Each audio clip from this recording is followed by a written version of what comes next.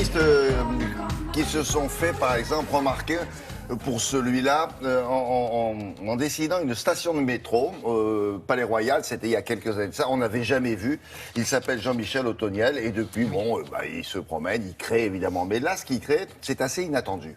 Mais oui, alors pourquoi on parle de Jean-Michel Otoniel ce matin? Eh bien parce qu'il fait partie des 6 artistes qui ont été choisis par Yves Sabourin, qui est spécialiste dans ce domaine du textile, pour accompagner une manufacture française, la manufacture qui est dirigée par Lucas Pinton, qui existe depuis 150 ans, qui fabrique depuis 150 ans des tapis et des tapisseries d'art, qui est dans la méthode Aubusson, donc vraiment au cœur du savoir-faire français, d'ailleurs qui est dans la région de Limoges.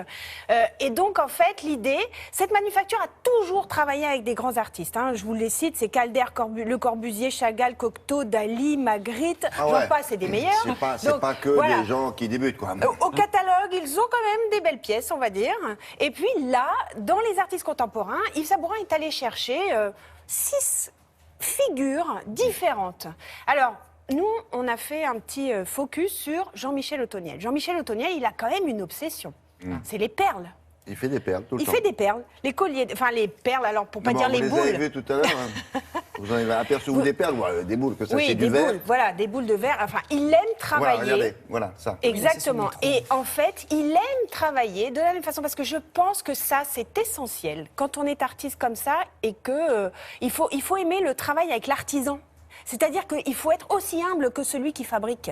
Et c'est ce qu'il explique. Quelle que soit la matière, eh bien, il va y avoir un échange entre les deux. Les tapis en question, là, c'est fait pour le grand public ou c'est fait pour des musées ou c'est fait pour des bâtiments officiels? Ça peut être acheté par le grand public, évidemment. Bon, on ne va pas marcher tous les jours dessus, je pense, mais regardez, vous on marchez peut sur quand une même... œuvre d'art. Oui, c'est ça. Avec des beaux pieds d'amour.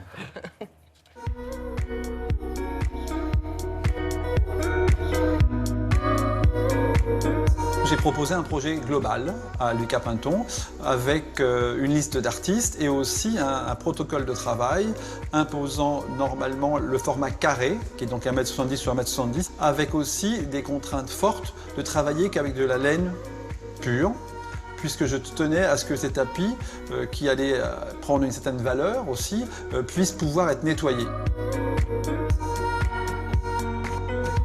L'anecdote pour ce projet où j'avais quand même cadré le propos avec les artistes, c'est que Jean-Michel Otoniel m'a proposé une maquette de tapis format ovale.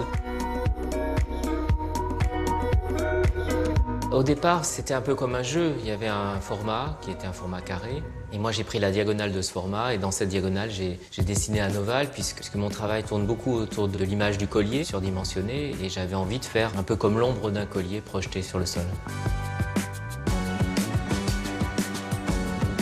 Le rapport à la couleur est très important dans mon travail, puisque je fais des aquarelles tous les jours et c'est de ces aquarelles que naissent des projets.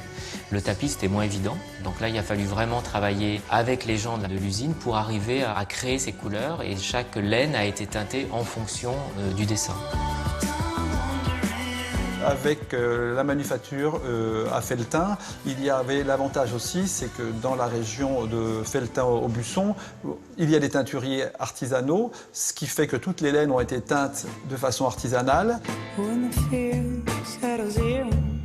L'idée que j'ai eue en travaillant en premier sur la collection de tapis d'artistes, c'était de garder cette tradition française d'appeler des plasticiens à faire des projets de tapis comme on a fait en France au XVIIe siècle avec Lebrun, Colbert et Louis XIV, les tapis de la Savonnerie, tapis français, où on a demandé à des plasticiens de créer les tapis.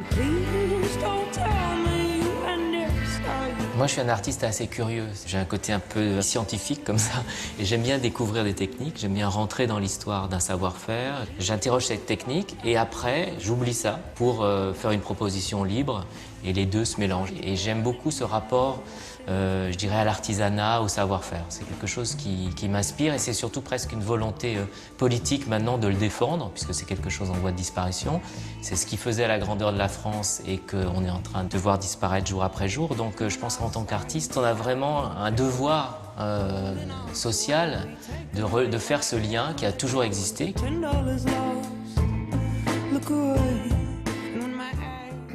Finalement, la bonne solution, c'est ce qui se passe là. C'est des tableaux, des tapisseries d'artistes comme ça. Il ne faut pas les mettre en bas, il faut les mettre au mur. Oui.